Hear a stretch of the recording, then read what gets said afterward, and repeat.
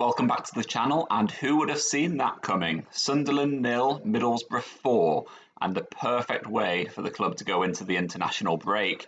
Obviously that victory over Sunderland makes it 5 wins in a row, moves Middlesbrough up the championship table, obviously with a host more games taking place this weekend. But for the T-siders, it was just the perfect way to cap off a brilliant few weeks. We went into the match at the Stadium of Light. Second favourites really. I think Sunderland, given the form that they're in and where they are in the table and just how well they've been playing, I think all the expectation was on them, particularly in front of the home fans at the Stadium of Light. And I think for Middlesbrough, it was a match where we went in with real positive feelings. Obviously, we have 1-4 going into this match, and I think there was an element of fearlessness going into it because we'd kind of stopped the rot from earlier on in the season, and we're in a position where we can just go out there and really express ourselves. And boy, did we do that! It was the first half was a really quite entertaining affair. I think it was very even for long spells. Both sides were trying to play their natural game. Both were playing an entertaining passing style of play. Middlesbrough were super composed from the back. Sunderland were pressing high up. Seny Dieng was getting the ball. He was playing intricate passes in his own penalty area and doing Cruyff turns and stuff like that to keep hold of possession and looking to build out from the back line. And it was something that was frustrating Sunderland as the first half unfolded. I think as far as the game went at that point, I think Middlesbrough were very much in control, I guess, at that point. We were playing well. We created a few chances. Sunderland had their opportunities as well, but ultimately it was the sending off of Dan Neil which changed the game. His first challenge was particularly high. It was dangerous. It was clumsy. In my personal opinion, well, I think some people are saying that he could have been sent off for that first foul on its own. I think it would have done if he'd made more of a hardened contact with the Middlesbrough player, but he didn't. So I think a yellow card was about right. But Sunderland were clearly rattled going into that last few minutes. There was some suggestions from their side that they could have had a foul, a free kick. The referee was kind of really getting on the nerves of the Sunderland fans and the Sunderland players as well. So their tempers were kind of starting to flare up towards the end of the half as well.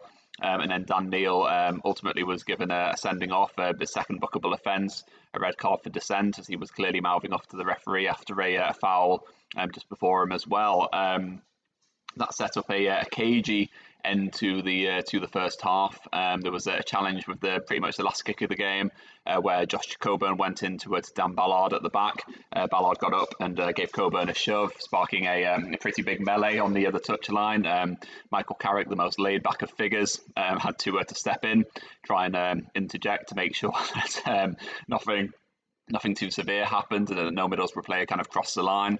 Josh Coburn got a booking for his trouble because he did shove Ballard, to be fair, but he was just basically doing what any good centre forward at this level does. He was putting himself about and doing what we know he's capable of by causing some real problems by posing a big physical threat. Obviously, tempers were able to settle slightly at half time, and then in the second half, with Middlesbrough playing against 10 men, we were just able to kind of play our natural game.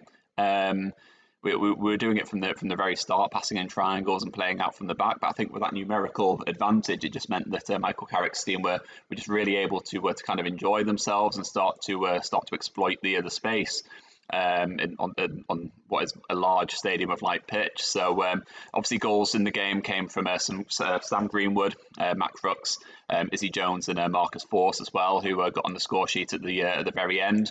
It was a great result. 4-0 was brilliant. I don't think many people would have seen that coming at the end of the first half, given just how even the match was.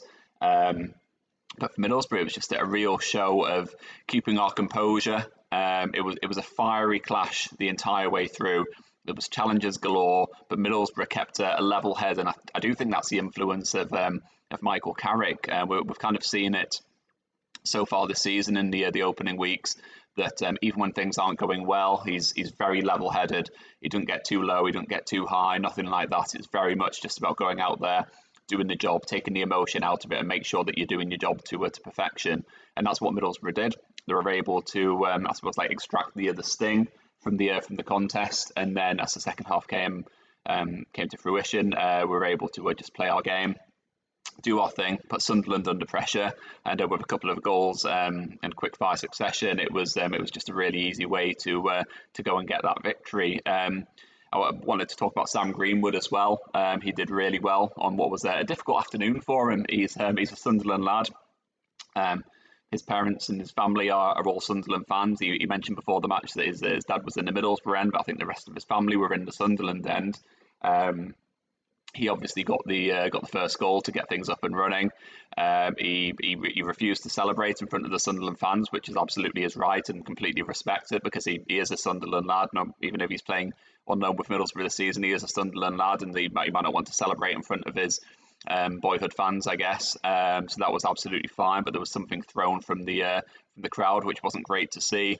It was then booed when he got brought off the pitch, which I thought was pretty tasteless, to be honest. I think for someone who grew up in Sunderland's academy, someone who has a real affinity for the area, and being frank, someone who may well come back to play for Sunderland at some point in his career, such as his love for Wearside and all things Black Cats.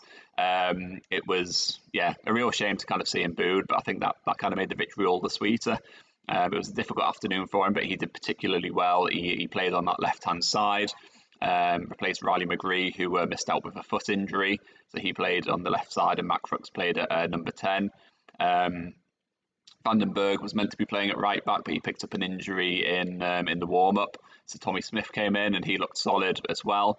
And I think when Tommy Smith's playing, he does kind of free up Izzy Jones to play slightly more his natural game in attack, and Izzy Jones just had a great time in the second half, just making the most of those massive spaces in the Sunderland defence. It just made it a joy for him, made it a joy for Greenwood, it made it a joy for the rest of the Middlesbrough attack as well, as they ran riot. So this is just my immediate reaction to the game. Brilliant result. There'll be plenty more reaction coming in the coming days, but just wanted to hop on the channel and say, get in Boro, 4-0 win, 5th victory in a row, moving up the championship table. I can't even remember that evening at Sheffield Wednesday now, because it feels so long ago. It's a great time to be a Middlesbrough fan, and it's going to be a nice 2-week break now for Middlesbrough.